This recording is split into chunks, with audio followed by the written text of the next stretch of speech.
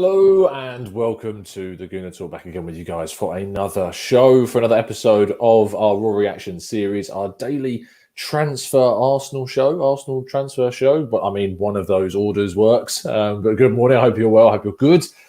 Today, as we reach a day before the quarterfinals of the European Championships kicks off, 2 days without Euros has been dour, really dour, but a lot has happened in Arsenal perspectives in that sense, not in official terms, but certainly in the terms of links to specific players. There's been plenty of stuff going on over the last couple of days, especially last night. You probably saw plenty of news drop last night. We're going to discuss all of that and more in today's show. But please make sure you drop a like on the video and subscribe to the channel if you are new. It is Friday tomorrow, which means we are doing our phone-in show as well, probably at 4 o'clock UK time. So if you fancy coming on the show, having a chat about Arsenal and transfers, etc., then make sure you send us a DM over at the Gooner Talk TV on Twitter or the Gooner Talk on Instagram. Make sure you send us over a DM, and we'll do our best if you're over 18 with a good mic, good camera, etc., good Wi-Fi, all that internet and good stuff.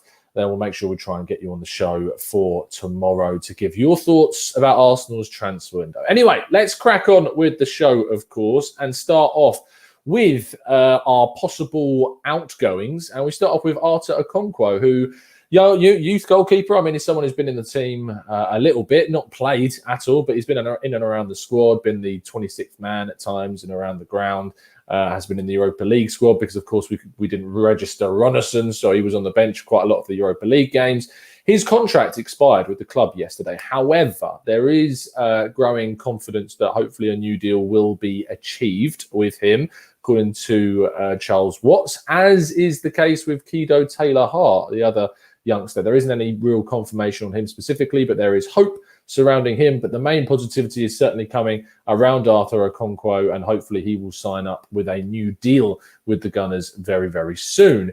Going on to Granit Xhaka. Now, of course, Granit Xhaka's situation is a lot to do with the other player that we're going to be talking about a little bit later on in the show, of course, I know you're very much well aware of. But information coming out is that Juventus are interested in Xhaka, that he's a player that they've got on their radar, and because of their financial situation and not wanting to spend loads of money, he does kind of attracts them as opposed to some of the other options that are a little bit more expensive. And because Roma are dithering with their deal with this, it has opened the door to Juventus in this situation. But we will touch on this a little bit later on when we go on to our possible incomings.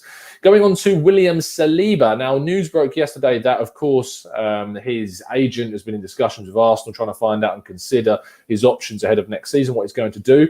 One of the clubs, though, that he will not be joining is Rennes in France. He's actually turned that approach from Rennes down. The reason being for that is that Rennes went in for Saliba in 2020. They then dithered. They went after Daniele Rugani from Juventus, got him on loan. I think it was a loan. Arsenal were at once interested in the young Italian centre-back as well, but they went for Rugani. They left Saliba waiting. He didn't really appreciate that and has completely outright turned down any approach from Rennes this season. So one of the clubs that he will not be going to is Rennes, but there are still some Premier League clubs such as Newcastle, Southampton are also interested, as are Lille and some other clubs across Europe, including the likes of Bayer Leverkusen as well, in taking Saliba on loan for next season. Plenty of interest in a player that's very good, almost as if he's good enough to play for Arsenal or something.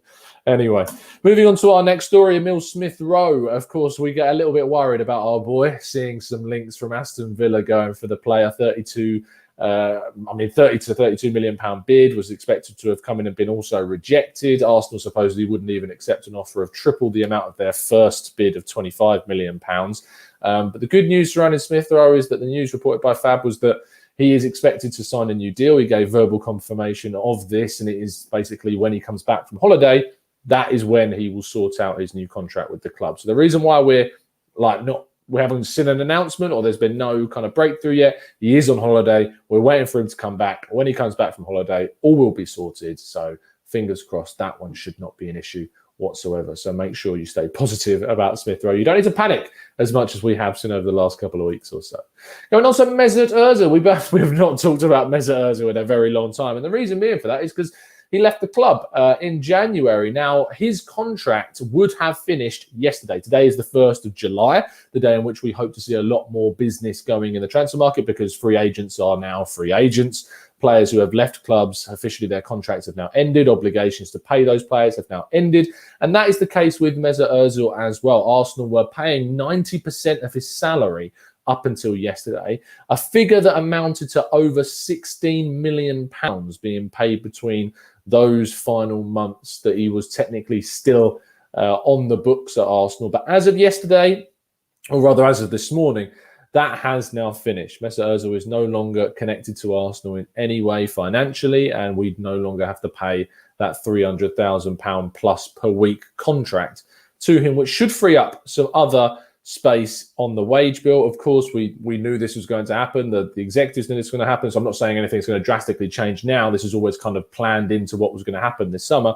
But over £16 million spent on a player this year that is not in Arsenal's plans is a hell of a lot of money that we've now got off the book. So fingers crossed we can now put this to bed. We've also obviously moved on the likes of Shkodran Mustafi. We've seen Socrates leave. David Luiz is gone. That's more wages off the wage bill over the last 6 months. We're expecting other players to move on too, to move off more players from the wage bill. That is one of the big reasons why Arsenal are being so proactive and active in itself in the market, is because they have a lot more scope to invest because their wage bill has been dramatically kind of decreased and shrunk over losing quite a lot of these players, which, is credit to Edu for getting them out when he did, and now we're getting them out permanently. So that's good news. Going on to the next story, which is Matteo Guendouzi. Now, this links very much into the Nuno Tavares situation, who is obviously the Benfica left-back that we're signing. Guendouzi is a player that obviously we wanted to see move on from Arsenal. Well, most of us, some of us have wanted to see him moving for Arsenal from the situation he finds himself in. Some people would like him to stay. That's completely fair enough. But he's looking like he's going to move on. And actually, one of the deals that Arsenal tried to do was a link with Nuno Tavares, the Benfica left-back, to try and include a basic swap deal. So there would have been no fee whatsoever. However, whilst Benfica may have been open to that, Guendouzi turned that proposal down. He wants to move to Marseille. And so therefore, when that eventually happens, which we expect it to happen over the next few weeks or so, Nuno will be coming into Arsenal as the backup left-back. If you want to find out more about Nuno Tavares, or Tavares, however we're pronouncing it, I mean, I've been told time and time again that you don't actually pronounce the R from listening to other pronunciations, so it comes across as Tavares, which is, I don't know, I don't speak Portuguese, but I'm told that it's not really, you don't pronounce the R as a hard R, so we'll get used to saying it as best as we can. I might be wrong. That's from listening to a few Portuguese people say it, so, we'll get working on our pronunciations. That's your homework from the show. But he looks like he's going to get done. Could arguably be the first one we get done. After all of the Ben White talk, all of the Lokonga talk, it looks like someone else is going to be the first person that Arsenal managed to sign in the next couple of days or so. So we get that in. He's a backup left-back. I've got my reservations about him. I hope I'm proven wrong. I hope he absolutely smashes it at Arsenal and can be a really good backup option to Kieran Tierney. We move on to Sambi Lokonga, speaking of the devil. He is also moving ever closer to a move to Arsenal. The deal has been agreed financially. It's just a case of this clause that still needs to be sorted out. But all the confidence in the world is that Sambi Lokonga will become an Arsenal player. Interestingly, though, some of the reports that came out yesterday suggested that Arsenal's priorities in the market now have shifted away from central midfield into other areas. However, we know that a link that broke yesterday evening kind of discounted that. And again, we'll talk about that in just a second. But Lokonga looks ever so likely to be becoming an Arsenal player very soon. Ben White. Now, Ben White's situation has gone a little bit quiet over the last week or so. Arsenal, of course, did bid £45 million and then supposedly have had a second bid going as well, which is 45 plus 5. To make it around the £50 million mark. Brighton don't want that. Brighton want a solid £50 million figure. But there are even reports yesterday that a £55 million figure is now what Brighton are asking for. It seems very much that they keep upping the price, and Arsenal really need to sort this out. I don't know what kind of your cut-off point is, where you go from 45 to 50 to 55. It was 40 originally as well. That's our first bid that we had turned down. Look, just get the deal done. He's a very, very good centre-back, a lot of potential. I like the signing. I think it's a good move for Arsenal. A lot of praise comes to him from all of the people that have genuinely watched him and genuinely analysed him. There's a lot of praise coming for him. So we need to get this deal done. I don't expect it to really get done until after the Euros and after England's participation. Fingers crossed it can get done. If you see that obviously the Jadon Sancho situation is getting finished whilst Jadon's at the Euros, So why not Ben White also get sorted whilst he's at the Euros? It's something that we can do. He's not massively involved. Surely we can sort something out in this period and at least get the deal agreed and then fully signed off after the Euros have completed. But 55 million, when's your cut-off for Ben White? Going on to then Locatelli, the Italian midfielder. The big story of the day yesterday evening will continue to be the big story throughout today. Sassuolo's CEO has turned around and said that Arsenal have made an official bid for Locatelli. They're pushing hard to sign Manuel, and it's an important bid. We will see. Now, I don't want to get people massively excited about this, even though even I get excited because Locatelli is a brilliant, brilliant player who by far outstrips all of the other players that Arsenal have linked to in centre midfield. He's got far more potential than Bissouma, far higher current quality than Bissouma. In my opinion, he's better than what we've got. Obviously, he's better than Ruben Neves. He is such a good progressor of the ball, such a good disciplined player, great tackler. We've done a tactical breakdown on him if you want to find out a lot more about him and from the expert insight side of things too. There is so much to talk about with Manuel Locatelli, and he is by far a really good player. Now, whilst I've now hyped him up, the important thing to think about is the fact that this situation is very, very much a little bit fishy because, as we know, it links all the way back to the Granit Xhaka situation. Juventus want to sign Manuel Locatelli. They've already had one supposed bid turned down for him, and they aren't really willing to go to the 40 million euro asking price that Sassuolo are after for Locatelli. Now, by basically saying that another team, especially the size of Arsenal, have made an important bid for him, it is pressurising Juventus into moving for the Italian international.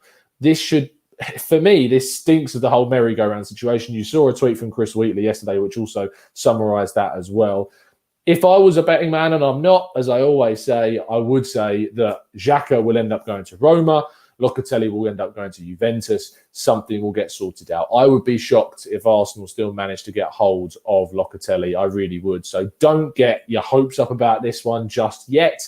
It's great if the case is true that Arsenal have indeed bid for him. There's been no official reports denying that Arsenal have made a bid for him. So that's positive. It's also positive that Arsenal are going for Lokonga and bidding for another centre midfielder if this does turn out to be the case. So you can take that with a lot of positivity. If Arsenal can get hold of this guy, it'd be an amazing signing. But for me, I think it's a complete long shot. And I do believe that Locatelli's priority will certainly be Juventus. And he will look to try and move there. Italian players, as we've said time after time after time, tend to stay in Italy. It's not too common. You see Italian players like Verratti or Jorginho move away from Italy. They tend to stay there. And if they do move away, like we saw with Jorginho, there's usually a means to an end in regards to Maurizio Sarri moved to Chelsea and Jorginho followed him. So there's usually kind of a catalyst for that reason. But Italian players tend to stay within Serie A. And there you go. So it's an interesting story and it's exciting, and I love the link and I love the fact if it's true that Arsenal have indeed bid for him, because it gives me the confidence that Arsenal are pushing hard for another quality centre midfielder on top of Lokonga. That's a really good bit of information. However, you need to take it with a big pinch of salt. That is our final story of the day. It does mean that we're going to move on now to answering your questions and your feelings and your thoughts in the chat box. So if you have got any questions you'd like to ask, please make sure you do throw them into the chat box. I hope you're enjoying these morning shows. If you are, please drop a like on the video and subscribe to the channel if you're new around here. We do these every single day at 8 a.m. This is episode 58. We've done these 58 days in a row. It's only July. We've got 2 more months of the transfer window left, 60 more shows to go.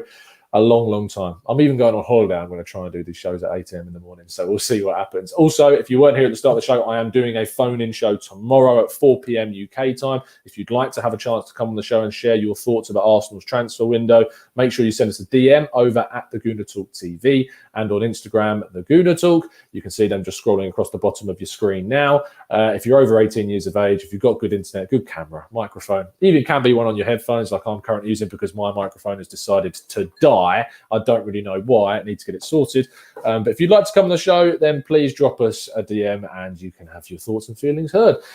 Thank you, Mark. Much appreciate the support, fella. Let's go through some of your questions then in the chat box and see what you guys are saying. Drizzy says, this Juve situation seems like a Jenga game where if they get Locatelli, then that piece makes everything fall. No competition for Xhaka and no Locatelli. It's pretty much how I see it, Drizzy. That's the prediction of mine, is that Xhaka will go Roma, Locatelli will go Juve, Arsenal will end up getting someone around the Ruben Neves mould, I would predict at this stage in time. Yours says, Arsenal finally make a signing and I'm feeling some kind of way about it. Why? What do you mean some kind of way? Do you mean negative, positive? Hopefully it's a bit of kind of the first domino kind of falling, and maybe now we're going to see Arsenal get a little bit more active in the market. Sarvik, what are the chances of Sabitzer? No information has leaked beyond what we told you yesterday, and yesterday showed that there is interest from Arsenal in Sabitzer and that he's available for around 17 million euros, which is a really good price. I'd be more than happy to see Arsenal go for him for that price, definitely. But nothing extra has been coming out, no form of a bid, no talks, nothing official so far. Peter says, Tom, you're not yet tired of getting excited and disappointed with transfers? No, Peter, I love the transfer window. It's great. I love the chaos of it. I love the drama of it. I love the unpredictability of it, as we saw. No one saw us go. I mean, you think about, and I love the fact that the ITK is getting embarrassed. We love ITKs getting embarrassed. It's always great when we see that. But no, I'm genuinely excited about the window. I'm really looking forward to seeing who Arsenal get done before the end. Question from Alan, who says, I love Locatelli. He is a goal-scoring I wouldn't say necessarily goal-scoring midfielder. He's got goals in him, but he's not the type of midfielder that I describe as someone who really bursts into the box and scores goals. He can score, as we saw at the Euros, but I wouldn't describe him as a goal-scoring midfielder. If you actually watch our tactical breakdown on him, Rich Hall, our Football Italia writer and creator of Gentleman Ultra, a really in-depth knowledge of Italian football, he tells us that goals really aren't necessarily part of his game, and it's more to do with pass progression, defensive discipline, those side of his game.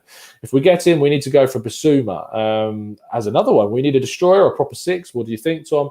I hope we get 3 centre midfielders, including Lokonga. If Arsenal go and get 3 centre mids, it would be a massive move by the club to really strengthen that area of the pitch. I predict 2, and that doesn't include an attacking midfielder. So I'm not so sure. Locatelli can certainly play as your 6. He can play as your 8. He can move into either of those 2 roles, and I think he'd be an amazing partner for Thomas Partey as well. Mr. Harrison Carnaby says, hey, Tom, who are your favourites and least favourite candidates for the Tottenham manager? Well, I mean, yesterday, of course, Nuno was announced as Spurs' new coach. I'm very happy about that. I think that's a signing which doesn't take them forwards. It takes them backwards. I mean, he plays worse football than Jose Mourinho. So, you know, it may come back to bite me. Maybe it will, but I'm going to enjoy the pessimism around that appointment while it starts. Less pessimism is around Rafa Benitez going for Everton. I think that's a really good appointment, and we'll see how he gets on. I know a lot of Arsenal fans would have wanted to see him take over at Arsenal, so we'll have to see if he is the guy to... I mean, everyone wanted Ancelotti. He ultimately failed, in my opinion, at Everton, so we'll see if Rafa Benitez can improve on what Ancelotti started. Anza says, would you be satisfied if Arsenal get Locatelli and no Basuma? Because I would, though it's a long shot. I'd be very satisfied if Arsenal got Locatelli over Basuma. He's actually my preference to Basuma. I think, as we said before, there's a big obsession around Basuma. I like Basuma. I'd want Basuma, trust me. But Locatelli is a different level of player for me in comparison to the Mali international. Yusuf says, how does it feel Arsenal making good moves in this transfer window? I'm excited for the upcoming season. Of course, at the moment, it's all talk. We're not going to get excited over nothing. We're not going to get excited over no transfers so far. But the style of signings that Arsenal are making fill me with that extra confidence that we are indeed moving in the right direction. So fingers crossed we can see that continue. Check per Nuno is not better than Mourinho. I mean, he took a Wolves side up to the Premier League, sure, got a lot of investment, loads of improvement. They qualified for Europe, didn't build upon it. Bad decisions in the January transfer window, didn't get the right players in to cover that position that they lost in Raul Jimenez going, wasn't able to get the best from a lot of young players in that, and ultimately they failed last season. So not for me, just no chance. Mo Falla says, hi, Tom.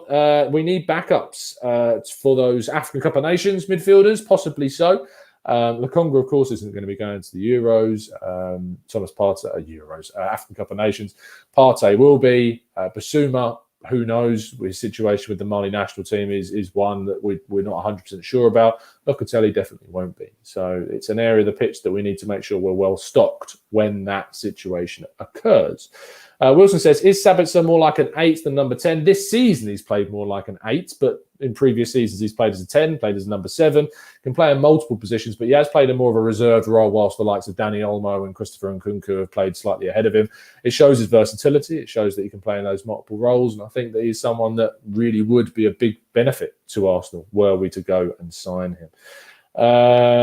Sasha Brady says, if Arsenal do land a playmaker, how does that affect the future of Emil Smith-Rowe? Where does he play? When does he play?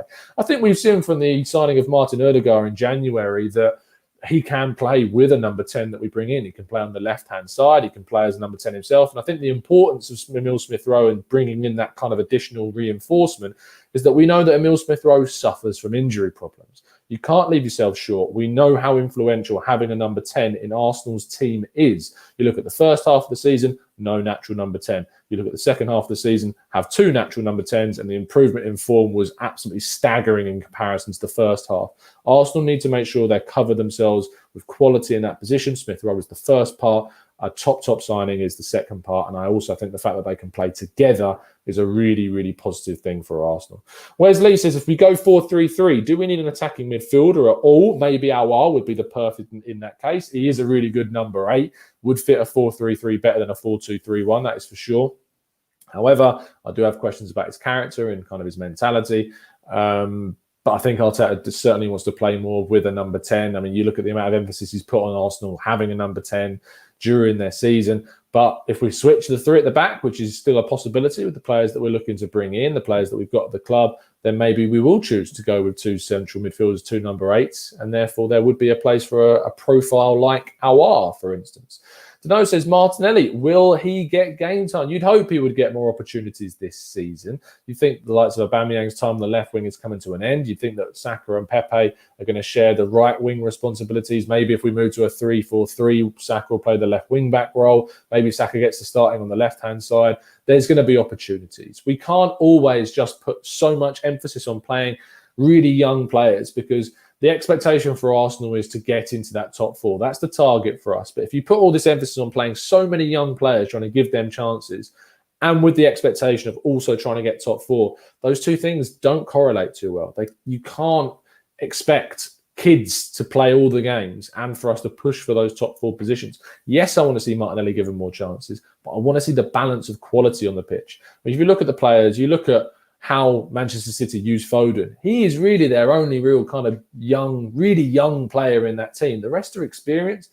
Manchester United, you look at how they use Greenwood and the way they use him sparingly when he is used. He is pretty much one of the only youngsters. They've got that Amad Diallo that's obviously very, very highly rated. Is he coming in? He's getting a few minutes here and there. You look at the way Chelsea use their youngsters, the way that Liverpool use their youngsters.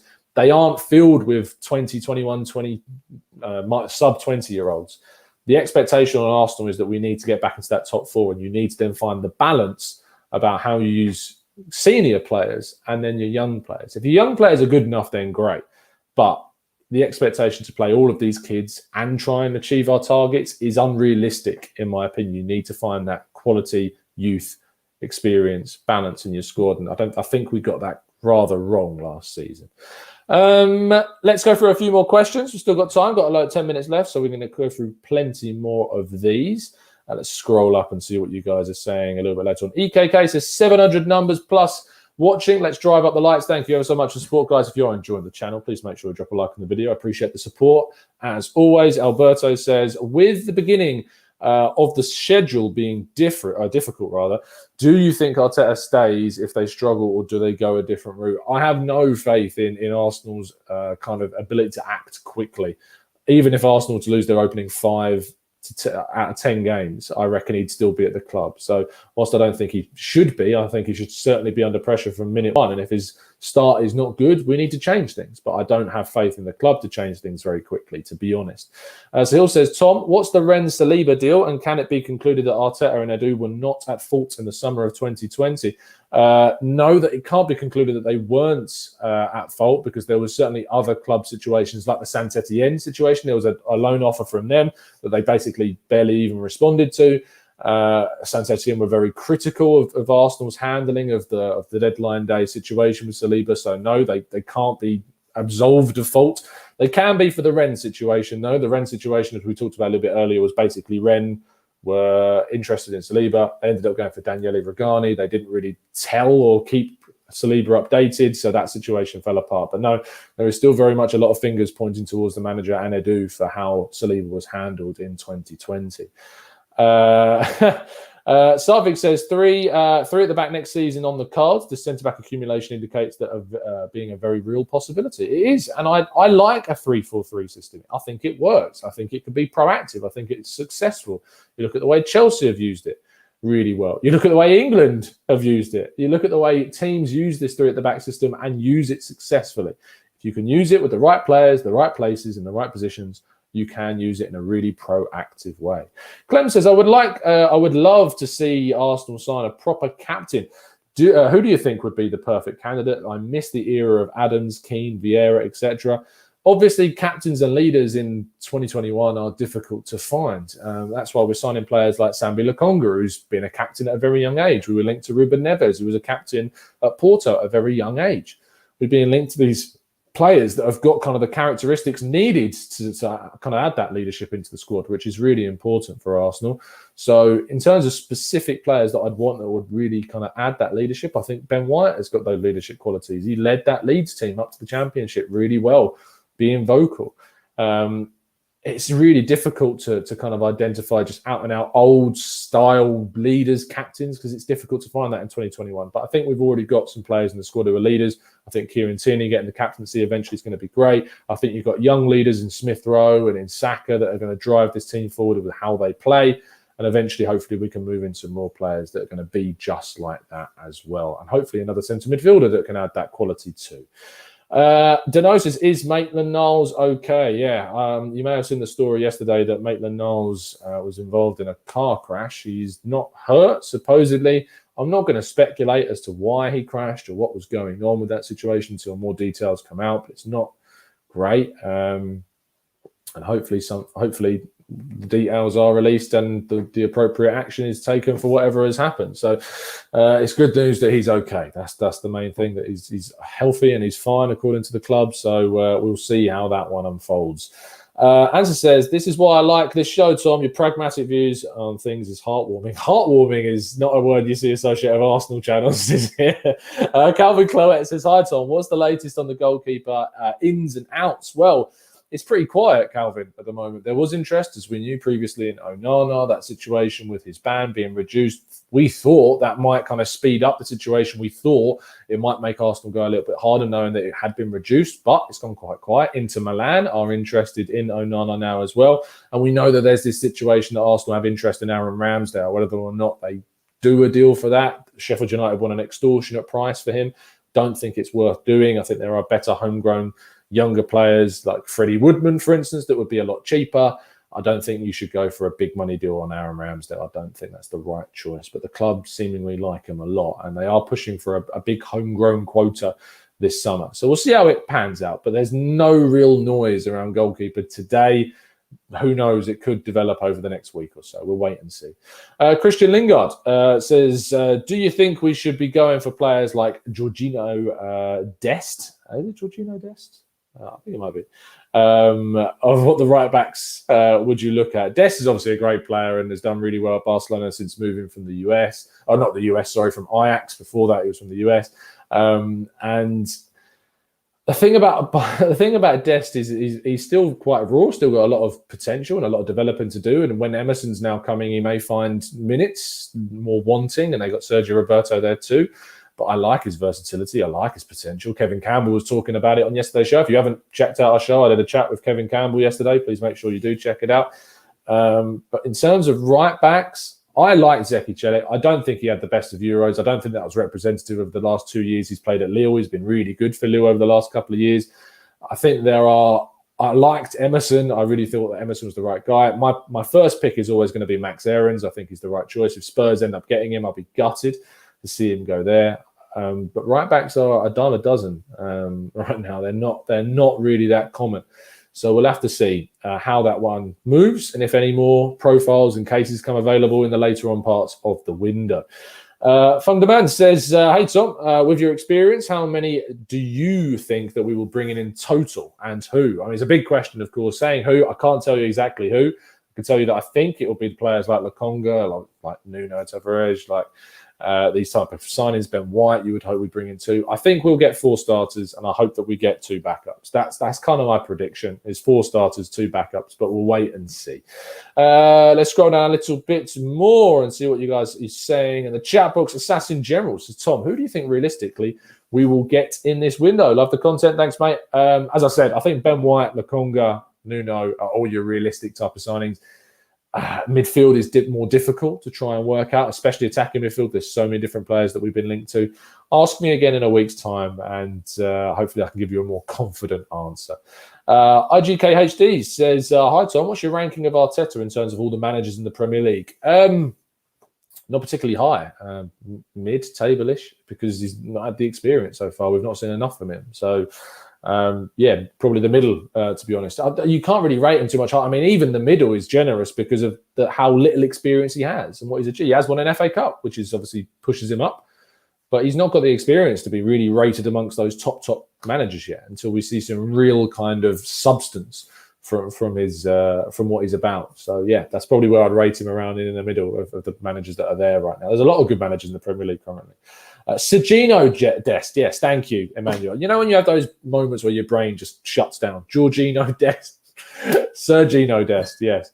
Arslan says, reports saying that Tavares cannot be in the Premier League squad next season as he was born in 2000. I don't know why. I mean, I imagine that's complete rubbish. I've absolutely... Oh, are you saying he wouldn't be part of the kind of non-homegrown quota? If his birthday is of a certain point after 2021, he's still under 21. If he turned 21 this year, then I think he doesn't count towards that non-homegrown quota, because it's 21 years and over of players that were 21 at the start of 2021. So, for instance, I'm trying to think of a young player that we've got that's over that age, but there's not. So, Joe Willock, let's talk about him, for instance. Joe Willock turned 21 before 2021, and he will count now as a proper homegrown player. He will not be in that because he turned 21 before that 2021 January 1st mark. If Nuno was born of an age where he turns 21 after January 1st of this year, he will not go into the non-homegrown quota. I hope that makes sense. But if that's the case, I need to check his birthday. I don't know why I haven't just checked his birthday now. Let me do that. Nuno Tavares. I mean, when was he born? He's 21. It was, so January 26th was his birthday. So that means he will not go to our non-homegrown quota, to the best of my knowledge, until next season. So that's a really positive thing for Arsenal. So that's good. Let's scroll down more and get some more of your thoughts. Gooner says he wouldn't detract from the 17 foreign players permitted because he was born after January. There you go. Would you take Pedro Gonçalves, Tom, says Alan? Yeah, 100%. He's a brilliant talent. Would love him. I absolutely would love him. Along with, who else at Sporting?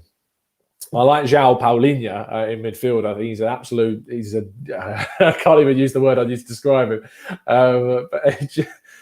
Something housery is the word I'm looking for, but I'm not going to say it for our younger listeners. But that style of midfielder, I like him. And I think he did really well at Sporting last season. So he's someone that I'm interested in. Neil says, do you think Locatelli is realistic? I mean, he's within the price brackets of players that I'd expect Arsenal to go for. So I think he's realistic in that sense. What's not realistic is thinking that he would prefer Arsenal over Juventus. That's the difficulty with that situation. Sorry, Zach, no movement on Reece Nelson. No news about a possible departure. There was news previously that he was linked with a move to... a move to Olympiacos, but that's been it. Actually, what I need to do later on today is I need to do our June update for the whole of the transfer window. If you remember, we did a show at the end of May. It's now July 1st, so I'll do our June update show this afternoon. That will be a plan for the show, probably about 3 o'clock. So make sure you tune in for that one. Paulinho is a wrecking ball of a player. That's a much more conservative way of saying it. Yes, you knew exactly what I was talking about. Christopher says, hi, Tom. What do you think is our best and most valuable player? Greetings from Holland. I think Bukayo Saka, without an absolute doubt, is our most valuable player. English, young, international starter, amazing talent. Followed closely by the likes of Emile Smith-Rowe. Kieran Tierney's up there as well with an amazing, valuable player. So yeah, 100%. I think Saka is certainly our most valuable player at the club. Abendrot says, can we just get signings before a new season starts like Bayern Munich? I agree. I hope that we do that. Parn says, my top right-back pick has to be Xhaka's teammate and Babu. The Wolfsburg Swiss international right wing-back / right-back was injured heavily at the start of last season. Rydal Baku was playing a lot of right-back. He's now recovered from injury, has Babu. Rydal Baku then played in front of him for Wolfsburg last season. He's an interesting player. He's, I think, mid-20s now. He's got consistency problems for me. That's the big question about his game, is his consistency. That's a big question I have, but I like him. Maybe he's someone that Arsenal could look to target. Michael says, if we're looking to add a homegrown quota, why not look at Sam Johnston from West Brom? Possibly a good shout, obviously, with the England team currently as well, and certainly had a really good season and did his best to try and keep West Brom up last campaign. Chris says, hi, Tom. If you was Arsenal, I mean, I am, how much money would you want for Emil Smith-Rowe from Aston Villa for you to even want to take notice? I think that you're looking upwards of 70 million quid, to be honest. I mean, there was a few people online who worked for Who Scored, I can't remember his name, said that 30 million was reasonable, and I really question that when you look at the amount of money that players are going for. He's English, homegrown, Premier League quality. He's on the right trend. He's only improved. He's scored against the likes of Chelsea, etc. And he's knocking on the England international door now for next season, definitely. So, no, I mean, it's priceless. I mean, I don't think I could even put a price tag on him to consider it. He's priceless to Arsenal. I really do. Arsenal like free agents. Who do you fancy, says Colin? It's a good question. Free agents this summer. Lionel Messi's all right, and he's apparently quite good. He's a free agent now. Who else is a free agent this summer? Depay's obviously signed. Jorginho's gone to... Jorginho. I think about signing Jorginho today. Gini Wijnaldum's gone to PSG.